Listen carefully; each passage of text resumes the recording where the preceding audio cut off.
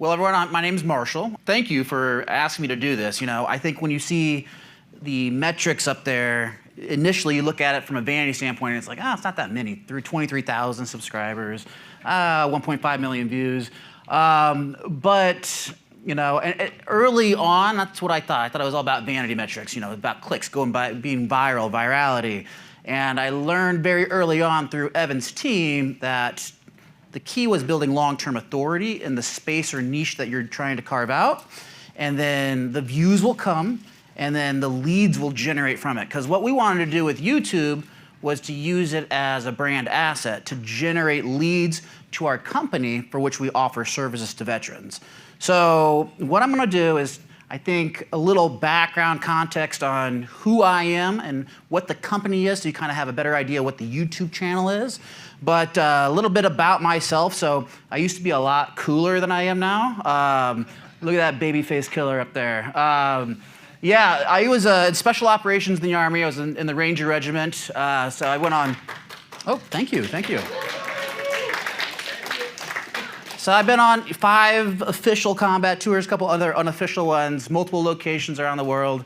I was a medic, special operations combat medic. So I was involved with not only direct action combat, but a lot of life-saving interventions of friends and local nationals, and so it was an amazing experience. I loved it, and really being in the Rangers and special operations, it's a very type A community. You have to go through multiple selections to get in there, and so it really was a foundation of my drive and my entrepreneurial mindset, and it really kind of absorbed what we call it's called the Ranger Creed. It's kind of the ethos that's driven into all of us Rangers. Never leave a fallen comrade, always complete the mission, 100% and then some. And these are all things and ethos that, Andrew can tell you have bled out through the company and the values and mission that we incorporate. So with that, I came out of the military, I did about 7.5 years, great experience, but no one really ever prepares you for the transition. And, I started struggling with some PTSD stuff. I didn't know what it was. I had some ideas, but it started getting worse, hypervigilance. I was always easily startled. I was having nightmares, started having flashbacks.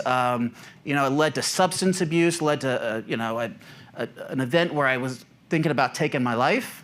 And, I was this tough, macho Army Ranger. I can't ask for help because that's weakness, right? That was instilled in me in the training, right? You just drive on, complete the mission, suck it up. And it got to a breaking point for me where I needed help, and I didn't know where to turn. And so the most obvious choice is the VA, the Department of Veteran Affairs. They're designed to take care of veterans. And so I reached out to the VA and said, hey, I have PTSD. I need help. I need some treatment. I need therapy.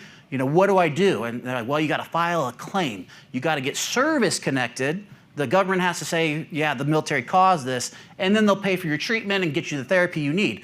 So, all right, I'll do it. I filed.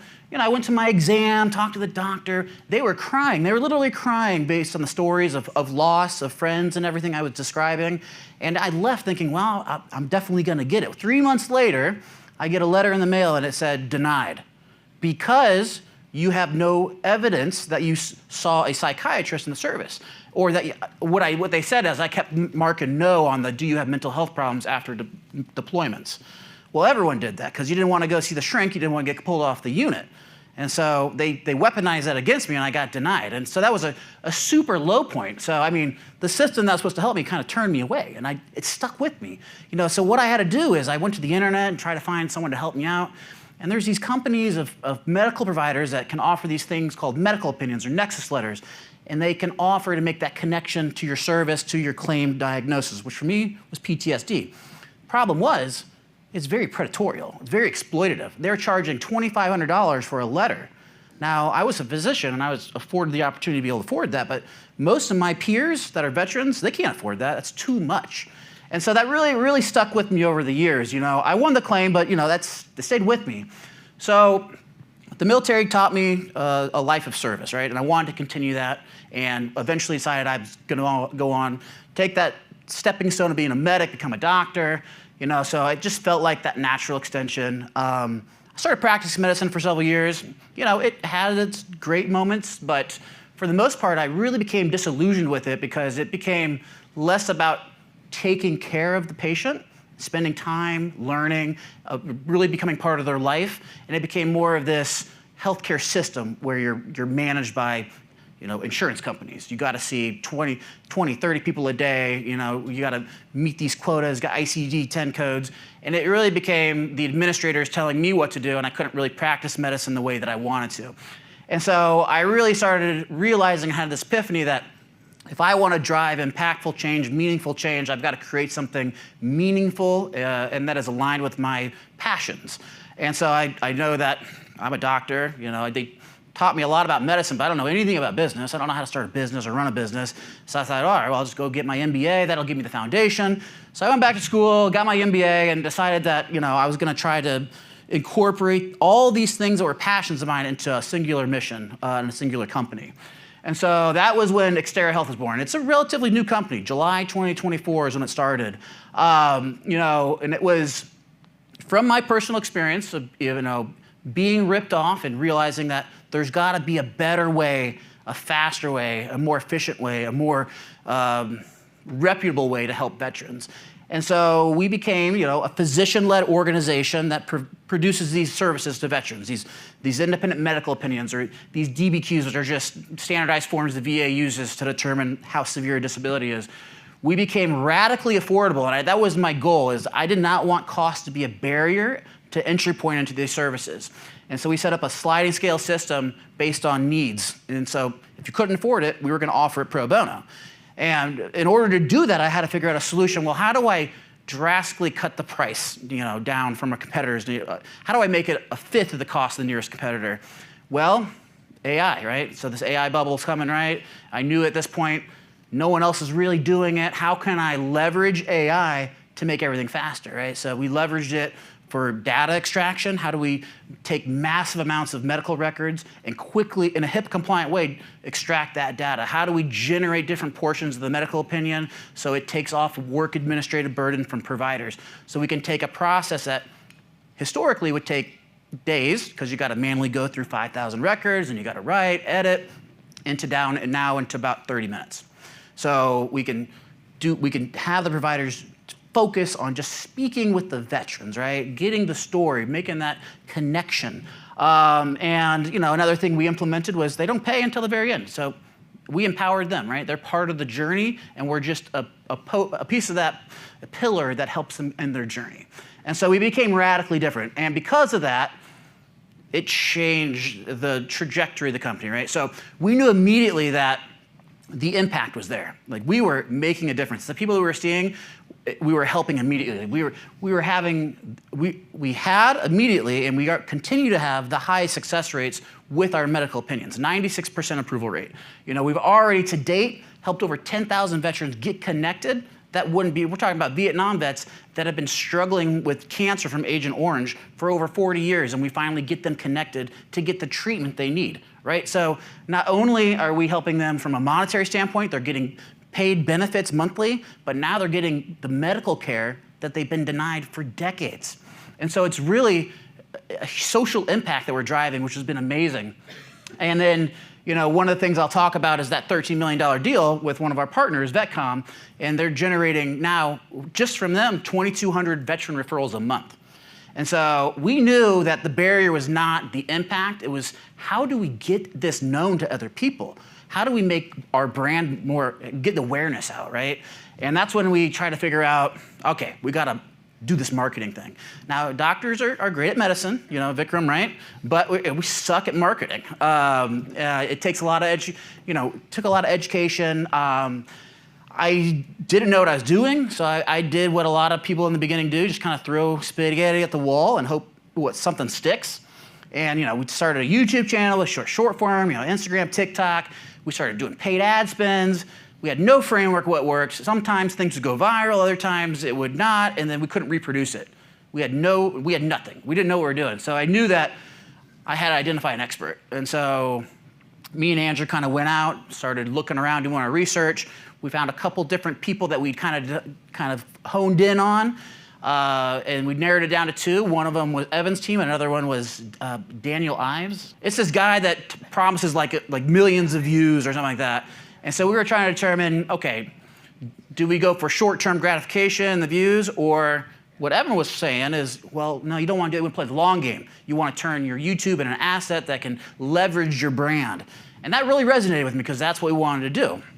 And so that's the kind of, I always say that was the day that everything changed for Xtera Health. It was probably the best single investment that we made early on is in Evan's team. Because before, you could see everything, we were just doing spray and pray, like we say in the military. We were just shooting in the general direction, hoping we hit the target. And sometimes it worked and sometimes it didn't, right? But there was no system, no strategy, no reproducibility. And so then meeting Evan's team, now he's coaching me, I'm meeting Ida, I'm learning about what it means to build long-term authority, what it means to be a thought leader, because that term I just thought was like Tony Robinson, right? I didn't know what that meant, that you could be a thought leader in your space. And so learning what that means in your niche, right? Learning how you leverage YouTube not just as a marketing platform, but as a brand asset to really leverage and just be your top funnel lead, right? Source generator. And so, and I learned real quickly that all that short form stuff, people love it for entertainment. They're on the, they're on the toilet, they're scrolling, it's just quick dopamine hits, but they're all coming to YouTube to learn. They wanted the education from me. And so I learned really early on it was about being consistent, strategic, and also mission-driven in my content. And so I met Ida. I always say she's my spirit animal in this whole journey. She is synonymous or analogous to what I would call a drill sergeant in the military. She's no nonsense. She would, I'd get direct feedback from her. That's a bad idea. It sucks. She would tell me that. And I needed to hear it. She would give me homework. She knew that I was very driven, with achievement. And if she gave me an assignment, she knew that I would do it. And so she would give me almost like professor-level homework assignments that I would go out and do. If I tried to experiment or go outside the norm, I would get yelled at. That's a dumb idea. I really learned that she became my sensei and I was her grasshopper.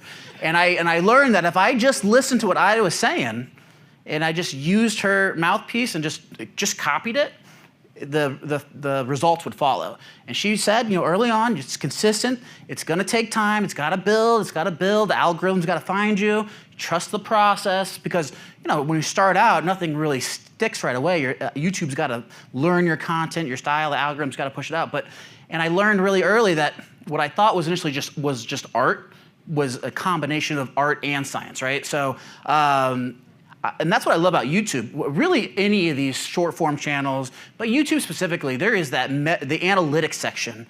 And being a data scientist and a researcher in my previous life, I love it, right? Because now I get to take the subjective portion, the art portion, but really get to dive into the analytics, the objective facts, right? Like Evan pointing out, well, you look at here and then all of a sudden you have a dip. You got to go look at that dip consistently in every video. Why are people leaving? 5% of your people leaving at that point. What are you doing? And then I can go back and review what I'm doing, my behavior, what I'm talking about, and I can change that behavior and that pattern in my scripts. I can see what resonates, the thumbnails, the brand. Brand analytics is amazing, right? Because now I can actually test things against other things and get the information in real time. And I can let science and objective data change my behaviors and my pattern and my strategy moving forward. And I learned really quick that hooks were important. I learned about storytelling. I learned stories resonate with people, right? People want to hear who you are, what's your story, why should I trust you? And so it really resonated, and I started involving more and more in that in my content. And I learned really on that I thought that it had to be this production level event, right? It had to look beautiful, it had to have great B-roll, text popping up on the screen. And I learned that my audience doesn't really care. Some of my best videos were just me talking in front of my iPhone. And so I learned really quickly that my audience didn't care about all the frills. They just wanted the content. They wanted to hear from someone who was credible, who cared, who was empathetic, and could deliver content in a way that they understood it wasn't full of jargon. And so, yeah, so for me, authenticity, it continually beats the production value. You saw one of my latest videos I posted today. It was just me in my office with a bunch of military apparel in the background, got 2 cameras, or 1 camera and 2 lights on me, and I'm talking in a mic. And that's what I do for all my videos, and they perform. So I think I wanted to include this because a lot of people are like, because I put a video out every day, 7 days a week. And I did that early on because Ida challenged me. She said, well, Evan puts a video out every day. I said, all right, well, Evan can do it, I can do it. At one point, I was doing 2 videos a day, and she yelled at me. She said, you can't do 2 videos a day. That's too many. It'll compete against each other. So I tailored back. But in the beginning, I was trying to figure out, do I do a content day where I just shoot all 7 videos and then I post them throughout the week?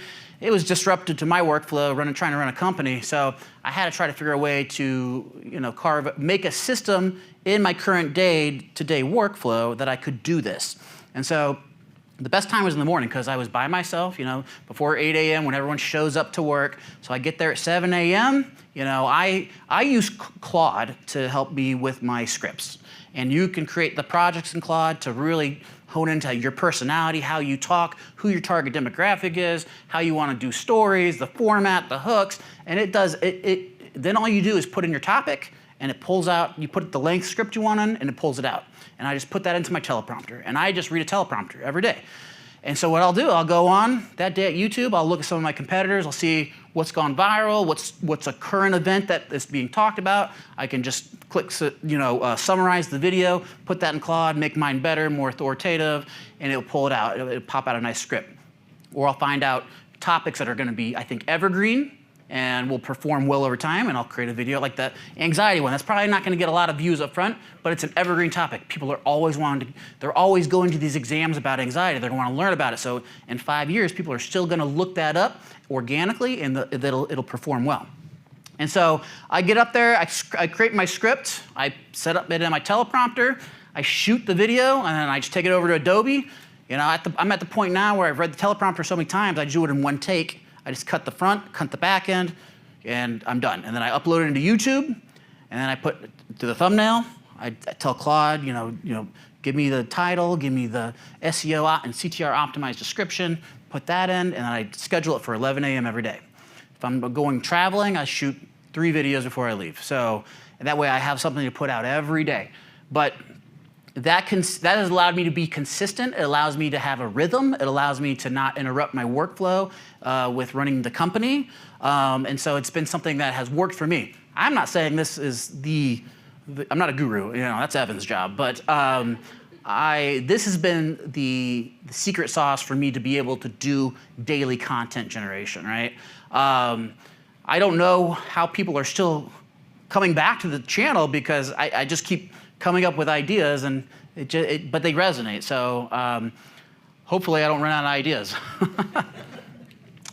So when I met Evan's team, we were at 100 subscribers. And before our strategy session with Ida, Andrew created 3 accounts just so we could get to 100, so it looked better. And so, yeah, it was like family and friends. We didn't know. We didn't know what we were doing, right? We were throwing things at the wall, right? And now it's grown. I think we're going to cross 24,000 a day. We're over almost 2 million views.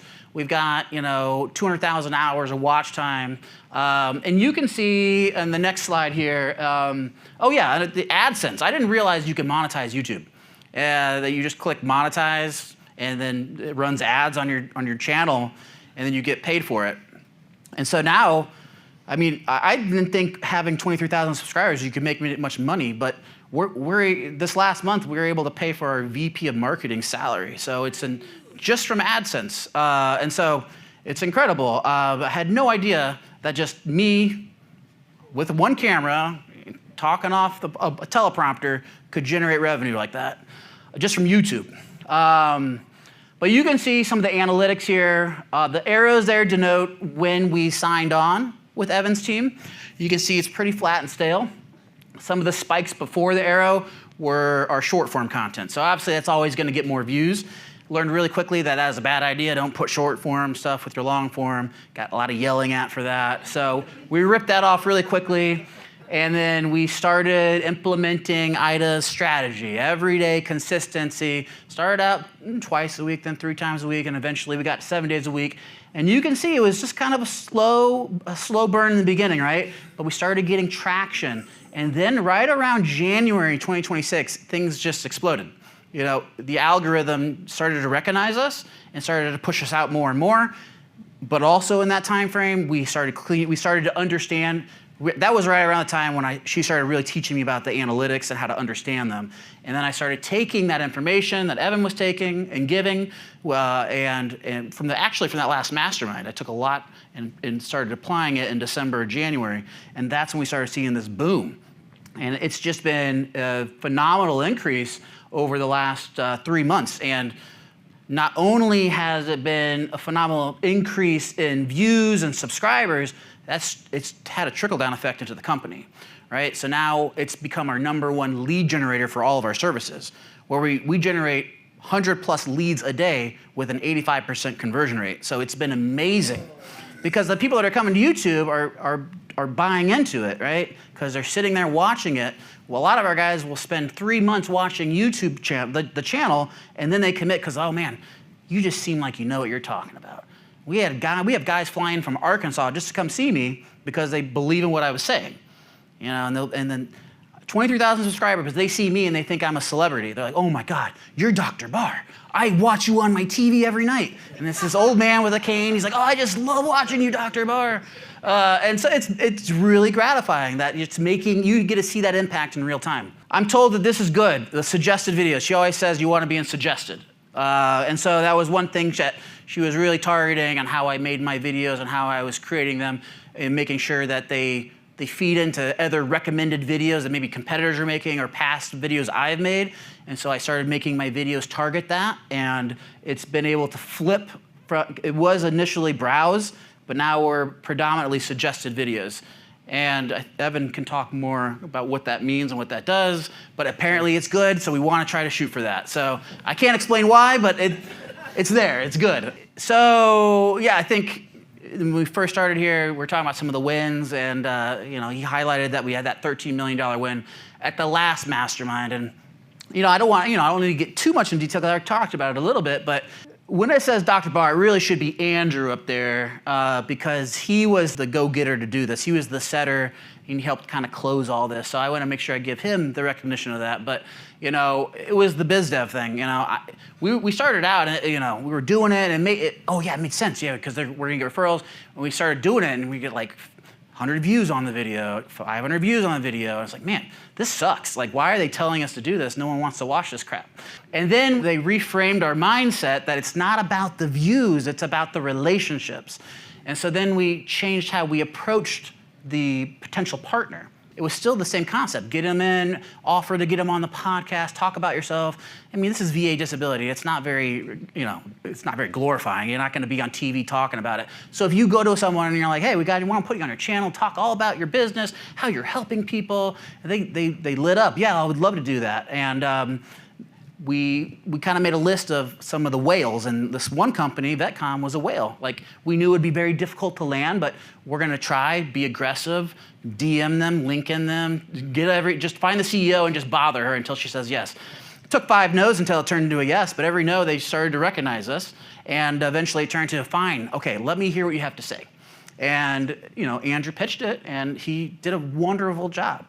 And it was like, yeah, we want to host you, we want to do this, we want to amplify your brand and your message. All right, let's do that. And then it turned into, hey, we think we could help you. You don't even know what we could help you with, but we think that we can make you more successful. And so then it turned into, well, let's talk about that. And then it turned into this organic process, and relationship took 3 to 4 months, and it turned into, yeah, let's sign a deal, and we're going to refer all our veterans to you to do this service and help us grow more. And that's how we landed this deal. And that's the biggest deal to date, but there's all these little micro deals of other little mom and pop claim reps that do this, other attorneys that do this, and we're doing it moving forward, and we continue to do it. And so we had to pause the biz dev for a period of time because our growth was so exponential. And with this deal, we had to build the infrastructure to support it. You don't want to overpromise and then underdeliver. So, but it's been the biz dev. Yeah, don't get sucked into vanity metrics because they will underperform with views all the time, it seems like. But it's not the views that matter, it's the relationships you're building with that potential partner. So you want to target people that could benefit your company. Who is, for me, it's veterans, right? What companies out there can give me veterans to help? And so we identified early on, it's these representatives, the people that represent them in the process. So if we target them and we offer our services in the back end, it could turn into a nice, beautiful relationship. And that's how a lot of these partnerships have developed organically. Yeah, so I've already touched on it, but yeah, YouTube is, for us, in the beginning, was a social platform. I looked at it like no different than a TikTok or an Instagram or a LinkedIn, but it's so much more. It's everything that Evan had promised in that initial call, right? It has really become the tip of the iceberg for our company. It has become the #1 lead engine. It's become a brand asset. It actually brings value on its own now with the AdSense revenue generation. It has positioned me in a position of thought leadership in my space. It's very niche, right? I'm targeting 40-year-old men and women or older, right? And veteran populations who have disabilities. It's a very small demographic part of the population.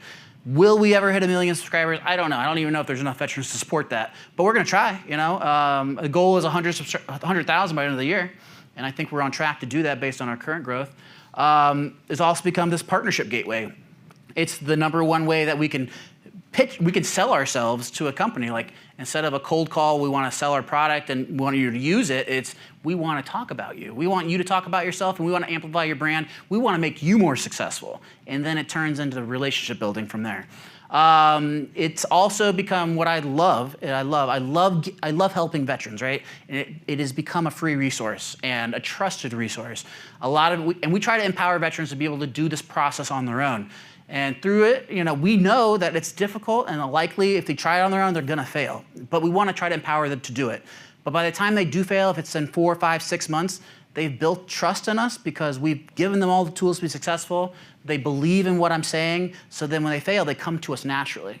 Because it's already been described, I want you to try it, but the success rate's very low if you try it on your own. If you do fail, we're here for you. And so they will come to us. And so but it gives all that free information, right? And it really has been a brand authority, brand amplifier, right? So it's been the fastest way that we've been able to get our brand out. We do no paid ads anymore. So all of our leads are organic and primarily coming from YouTube. And so it's saved us money, it saved us overhead, and it's just been a phenomenal journey that we've been on with Evan's company and with YouTube. And so, what I would tell anyone starting this journey, and again, this is all anecdotal, it's just my personal experience from what I've experienced, but I just echo it again. Authority trumps virality, right? I know it looks good when you get 100,000 views, 200,000 views, 1 million views, but once I learned I got to stop chasing likes and just build trust, the clicks followed the credibility because our conversion rates went higher when they believed in what I was saying, when they thought it was credibility there.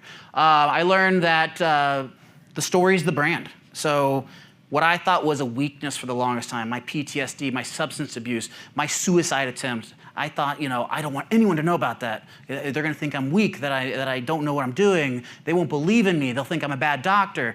I learned that to leverage that, right? Because if I don't tell it, then someone else is going to tell a story for me. And so I wanted to make sure that I told my own story from my version and pass it to the world and leverage it as a power to inspire others, right? To get others to believe in me. Because I know if I'm struggling with this as a doctor, how many other veterans are struggling with it that are not doctors, that are uneducated, that work blue-collar jobs? Because that's a lot of the veteran population. So I'm going to tell my story. If I can suffer and I'm this person, then I'm here to help you. I can hear you, right? And so turning that story into credibility.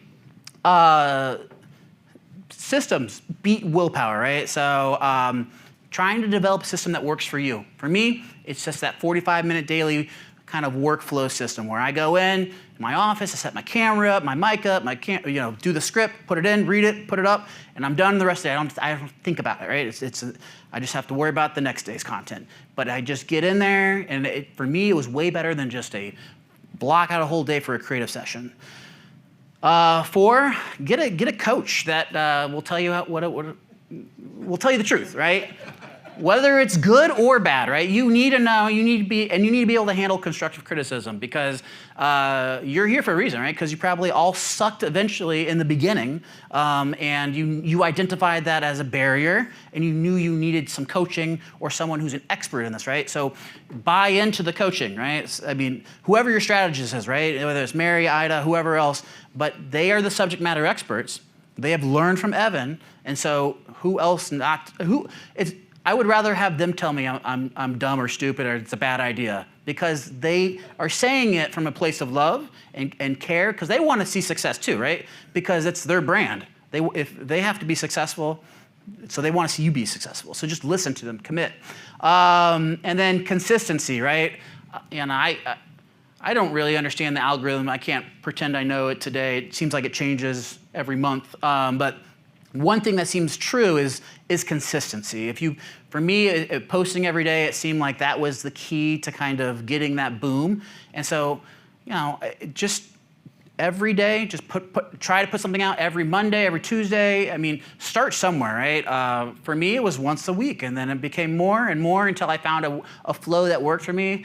I think that the channel does reward reliability above all else. For me, it's just 11 a.m. every day.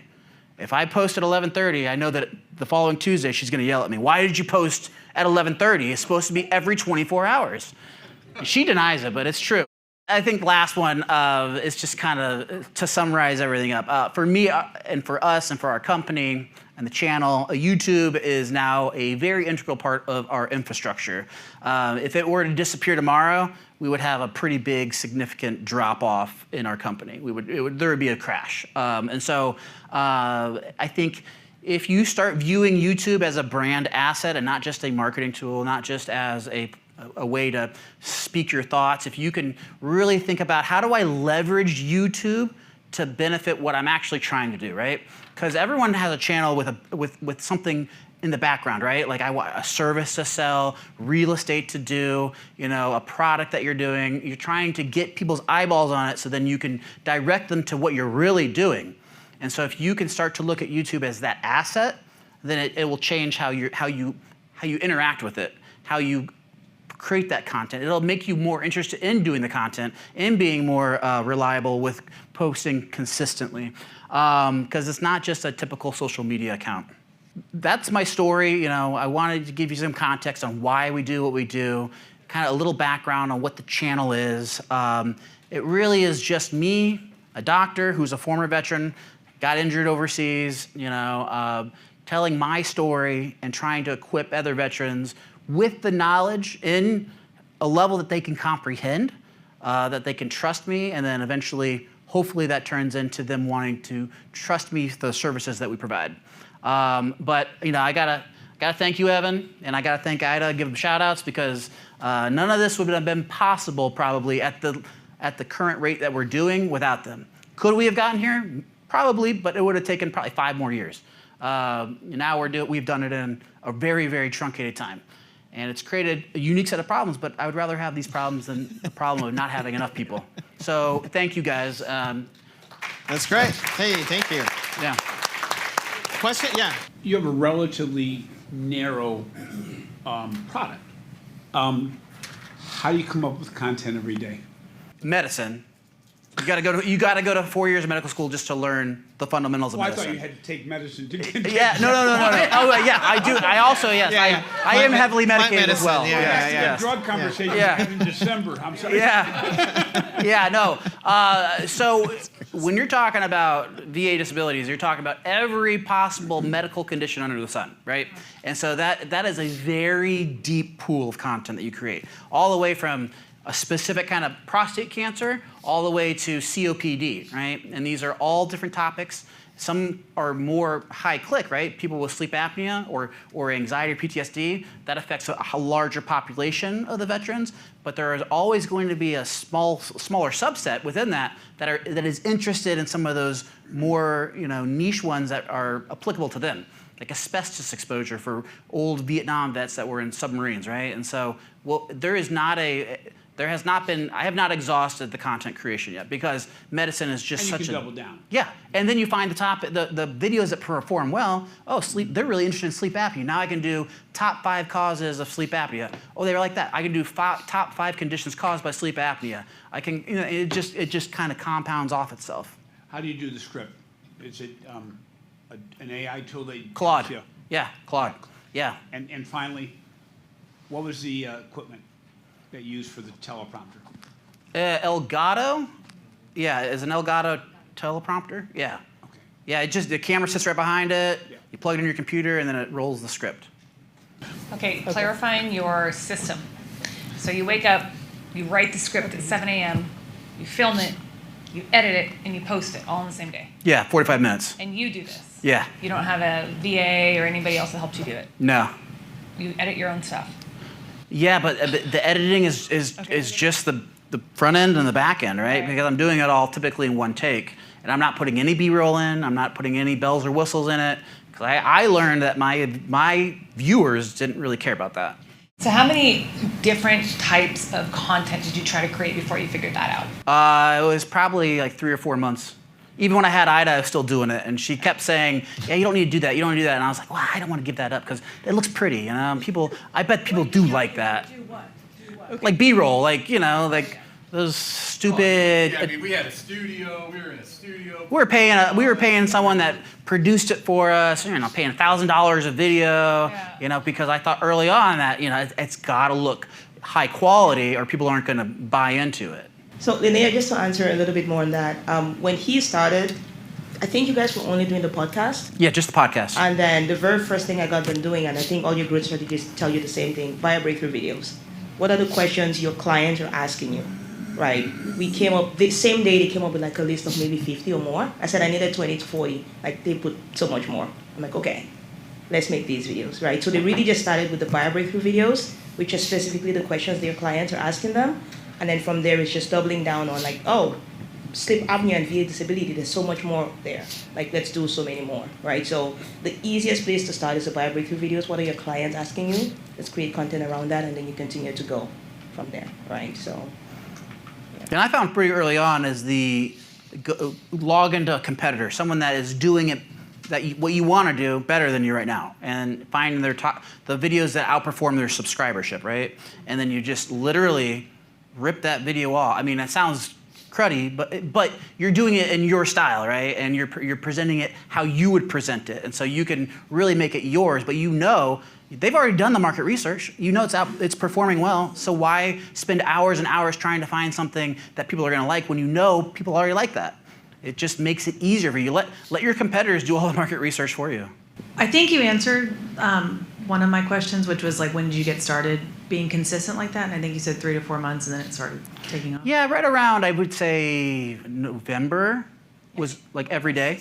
You were doing one video every single week from the very beginning. From the time you started, there was one every week, right? And then it went to 2 a week, and then 3 a week, then like 7, right? But consistency he was always consistent, but just adding the cadence more frequently. Yeah. That changed, yeah. Okay, question 2. Who's your competitor? Like what were you looking at to be like, okay, so I'm going to take their videos and change it? Like, do you have a competitor? Yeah, there's one. She's a nurse practitioner, and she's trying to do this, but I think she's just herself. Yeah. And she had no competition at that point, so she was kind of dominating the market. And then there are several channels of veterans who have gone through the process, and they're just giving their opinion piece, right?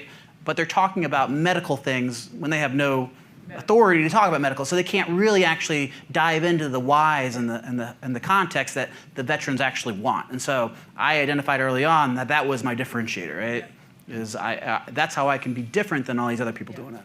Hey, Nina, you think there's a book deal with him? I need to look at your content, but I would think that you already have a book within all the content he has on YouTube. But also That'd your be cool. story too, so hello. I mean, your personal story. We'll talk. All right, that's next.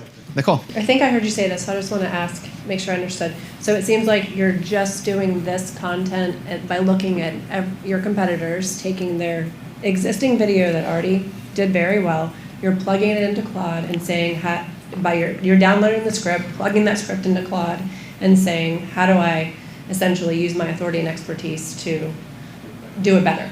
Yeah, Right? yeah. So I will take their video, I click the summarize button, right, and it gives you kind of bullet points what the video is about.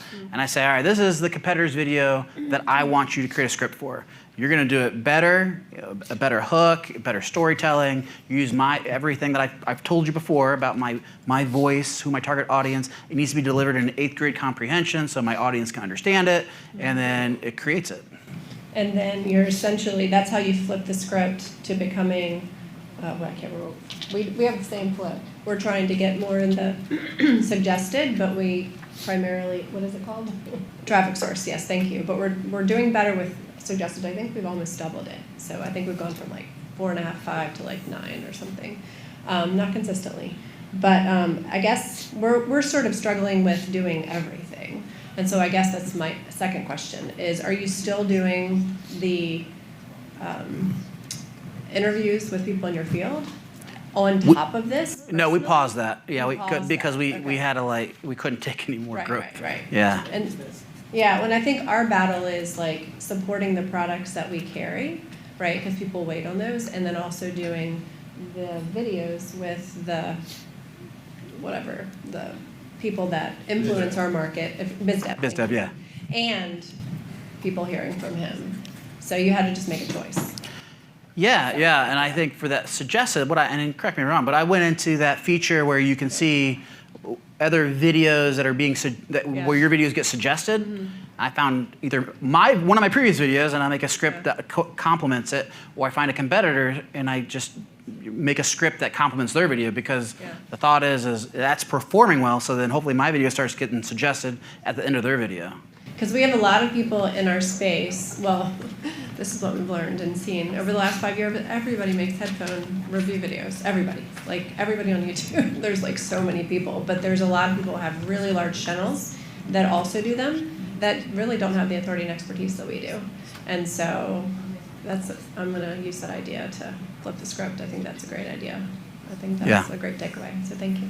Veterans that call our call center, and they will use the exact words I use in the video. I am an actual doctor. They're like, well, I want to see you guys because Dr. Barr is an actual doctor, right? Not like, they're just literally repeating what I'm saying in the video in like in the beginning portions. All right, guys, thank you so much for letting me talk. Thank you. That's great.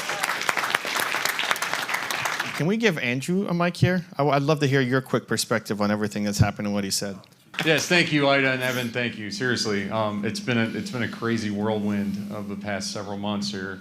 But I joke because he does do that. He will, if we know that Ida is going to yell at us or give us more homework, he will say, hey, you're going to jump on that meeting on Tuesday, right? Yeah, got it, buddy. Then we started throwing it on our executive assistant, Brittany, because we didn't want to get yelled at. So, but as you know, we are taking on your homework and using that, constructive criticism to build upon that. So we can't thank you enough for that.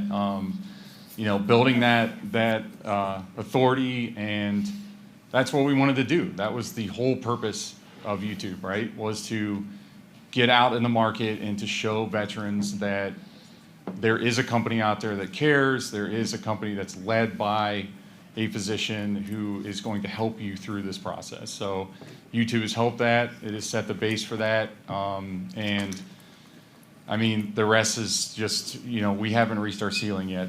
We are continuing to grow each and every month, hitting new records every month. And honestly, it's a huge part of that is YouTube. So thank you for everything you guys have done for us.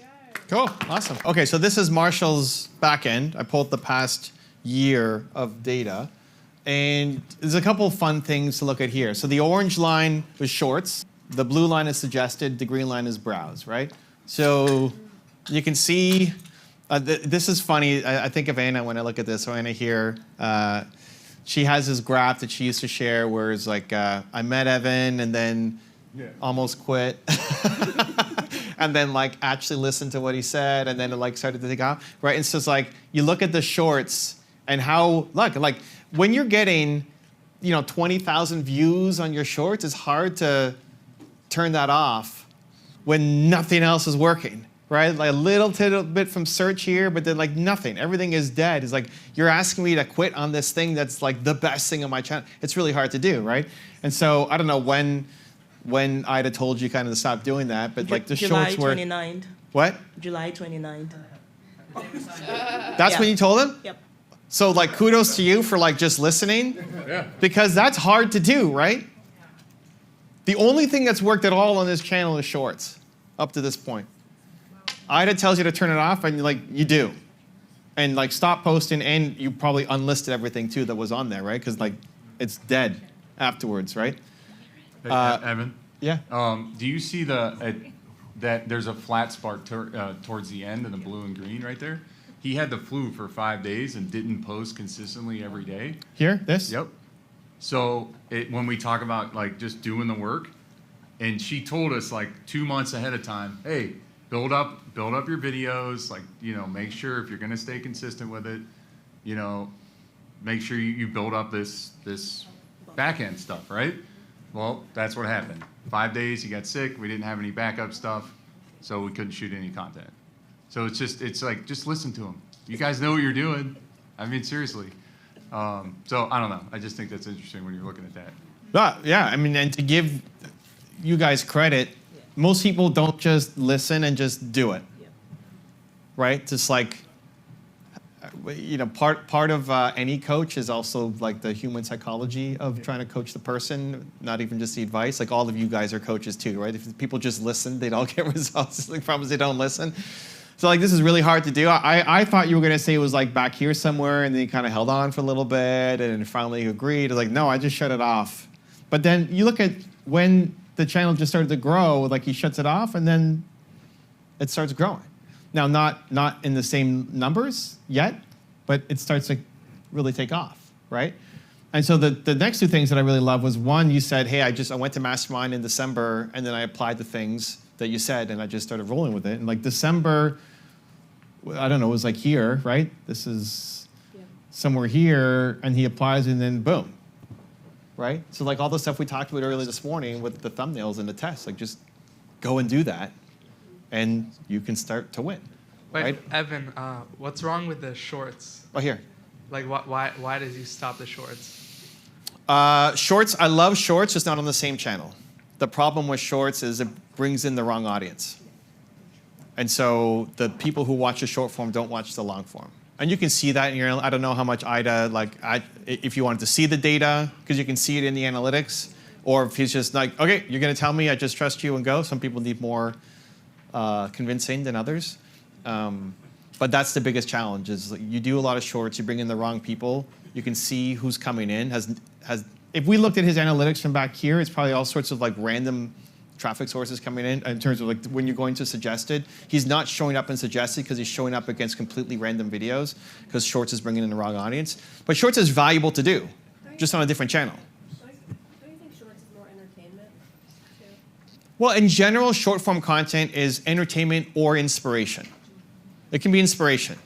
And it depends on how, like I'm not an entertaining person most of the time, right? Like people don't watch me because I'm funny, right? You're not here because I'm not funny.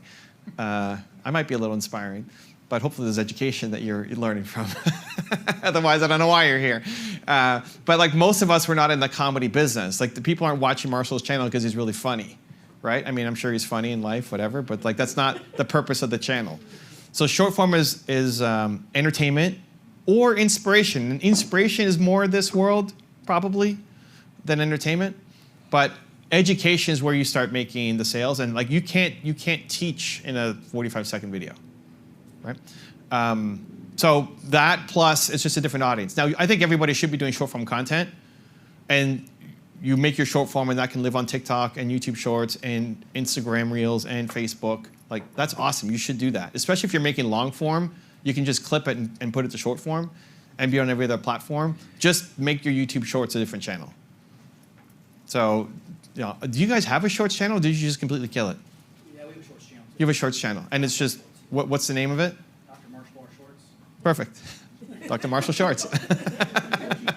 So what length are these videos? Are they That's 10-minute videos? Yeah, 15 to 25 minutes. 15 to 25. Average around 20 minutes. The biggest takeaway for me was there's no editing because we're We definitely do too much of that. Yeah, I mean, his is just literally beginning, intro, cut, post. I haven't even said it. It's pretty boring background, but it works. Yeah, but I mean, you have your military stuff in the background. There's like, I don't know what they mean, but it's obviously you're from the military, which is helpful, and it's authentic. Yeah, for sure. The teleprompter thing, like, I think that's a great idea. I was told that you have to be more authentic and just say it because it doesn't look, you don't want to be reading, but Over to Marshall. I think it makes it where you're guaranteed consistency. Is that correct?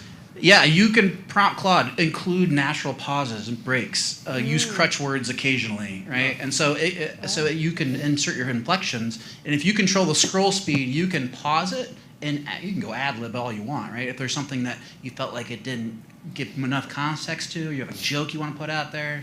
But even when I'm doing the teleprompter, if I stumble, I just keep going because it looks natural, right? I'm just like, oh, what I actually meant to say was, so I don't go back and re-edit it because I think it adds to the credibility. It doesn't take long to get very good at it. And in fact, you can go off script, the script will stop, and you can talk about something else and then go back to the script and it starts moving. I mean, after about doing it 10 times, it's like second nature, and it doesn't even look like you're reading the script. What is that? If Donald Trump can do it, I can do it. What is the technology? That the used? benchmark? Or what's the tech used? It's Elgato Prompter. Is that the So stand? Elgato is the brand, and then I think it's called Prompter. You can go even simpler than that. You can get one for your iPad, and we use an iPad, but we do have a camera set up, and so it does an inverse view of a mirror for the iPad. But the iPad's really easy to use because then you can edit it right there. If you make a mistake, you can edit the iPad, put it back on there, and redo that little piece. Yeah. So, Activated. yeah. If you're using a teleprompter, the most important thing is that you have emotion for your first, like nail the intro.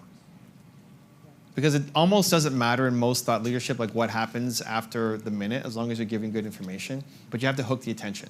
So if you're going to read something, even if they can tell that you're reading, the first minute has to be powerful. So like do the first minute a couple times. You might even just do the first minute and then go back and do it again and then do it again and then continue. It only takes you 3 minutes, right? You're not doing like a 20-minute video 3 times. Because if you could say the right words with not the best energy, and then it doesn't land. The energy can fade over, not that I'm recommending the energy fades, but like it doesn't have to be as good later on if the first minute really captures the attention. Because by now they're hooked, they want to watch. Now you have to screw up for them to leave. Okay. But that's where people will make a mistake with the prompter, is like it feels like you're reading the whole thing, and then you just lose, you can look at your retention curve. It'll often tank. So just practice it so that you got it. Like whenever you're memorizing something or reading something or going, the first versions, you could say the perfect words, but it doesn't have the feeling, and then you work to get the feeling in. The feeling actually matters more than the words. So when it comes to teleprompting, one of the things that I used to do is I try to land the hook. I use a different prompter called an ICANN, A-K-A-N-N. So the teleprompter actually is an LCD screen, so whatever you put in front of it, you just connect your computer to it, and it just mirrors your screen. And you can just put it up in a Google document, and then you can completely control the speed. So you stop, say your piece, ready to go on, move it up a little bit, say your piece. I always center the text as well, so it doesn't look like my eyes are going left to right or right to left. So I just center the text.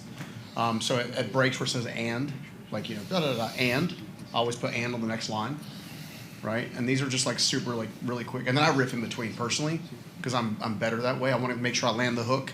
I want to make sure I land the bullet point statement. I want them to, I want the stick in their head, and then I kind of give the data or the content that fills it. So I use a bit more of an outline kind of mentality, and that allows me to riff and just kind of like be more me. Hand gestures, whatever.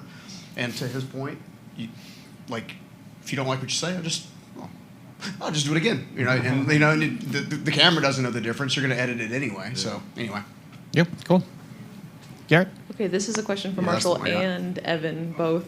So obviously everyone only has so much time in the day, especially for tracking metrics and that sort of thing. So when you guys have the shorts channel set up, like I know the majority of the time is going to go to really focusing in on the content for the long form, but how much of the time do you spend then also checking shorts and how those are performing? Like if you were to kind of do like a percentage comparison, what time are you spending analyzing those analytics? I spend all my time with the long form. We have a social media manager that handles the shorts and all short form content. So we farm that out to her, and she manages that. Okay. Because what we're posting on YouTube Shorts is the same stuff we're posting on TikTok and Instagram, and so we're just seeing what platform it resonates most with, and it's hit or miss. Okay. Do you guys suggest prioritizing that quite a bit more? If you're spending So it depends on what we're trying to accomplish, right? Like, long form will help get you a lot more if you're talking about authority and deals and partnerships, and the long form they're not even close to being equal. And so if you're gonna do 80-20, cool, but you could go, not all work is created equal. So that's the challenge of you're spending time on something is almost a hobby versus what actually matters. And so if you have extra time, then cool. I mean, I love short form content too. Don't get me wrong, we have 1.5 million on TikTok. I'm not anti short form. I think it's great. It just doesn't yield a lot of business results. And a lot of the people who are pitching short form content, they just don't have long form content channels, so they don't know the difference. They're just saying yeah, short, great. But you look at their long form content, they have 4,000 subscribers. So they don't even know what it can generate if you actually do long form really well. So it just depends on the goals, limited time, limited resources. I would almost always advocate for if you have extra time, make another piece of content, longer. If you have extra time, Jim's doing how many? Twice a week?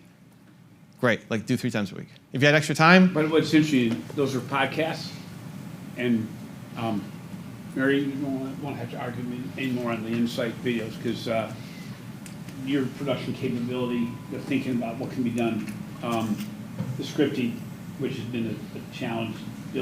I know how to build the script. It comes quick, we turn around in 4 days, but getting at least to once a week is going to be a big deal. And then the podcast be almost the subject matter. Yeah, anything that involves somebody else is always a lot harder, especially if you're doing a coaching show. You can book and get people in batch to come to you. If you're doing a biz dev interview, or you're going to have Kevin O'Leary on, or who's the other one you just said, Vanessa?